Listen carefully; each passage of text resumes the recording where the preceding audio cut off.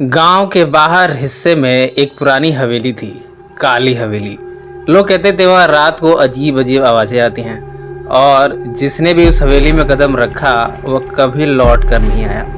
लेकिन आरव, जो शहर से पढ़ाई करके लौटा था, इन बातों को अंधविश्वास मानता था। उसने ठान लिया कि वह इस रहस्य को सुलझा कर रहेगा। एक दिन सूरज ढलते ही वह अकेले हवेली की ओर निकल पड़ा।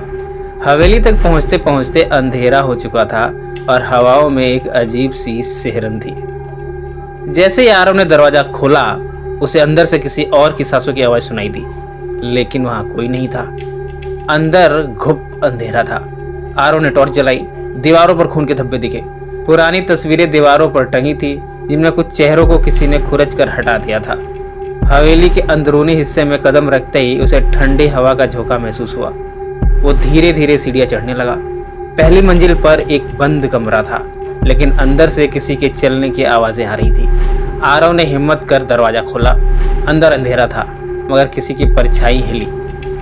परछाई धीरे धीरे बदलकर हूबहू आरव जैसी शक्ल में बदल गई। आरव घबरा गया और पलटने ही वाला था कि दरवाजा अपने आप बंद हो गया। उसे लगा जैसे कमरे की दीवारें भी सांसें ले रही हों। तभी एक पुरानी डायरी जमीन पर गिर पड़ी। उसने उसे उठाया और पढ़ना शुरू कर दिया। इसमें लिखा था, जिसने भी इस हवेली का रहस्य जानने की कोशिश की वो इसी में समा गया।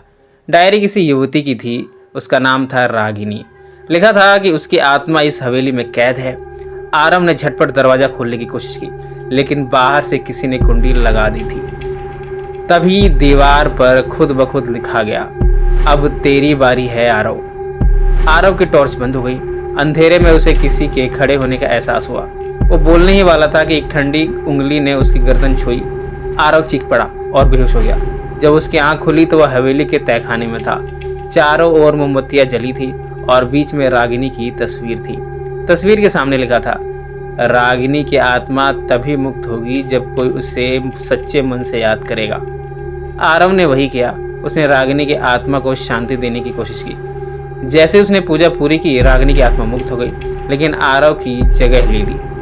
सुबह गांव वालों ने देखा कि हवेली से धुआं निकल रहा है। जब वे अंदर गए तो वहां रागिनी की तस्वीर की जगह आरव की तस्वीर थी। नीचे लिखा था, नई आत्मा आ चुकी है, अगला कौन। हवेली फिर से शांत थी, मगर हवाओं में किसी के हंसने की गूंज अब भी सुनाई देती थी।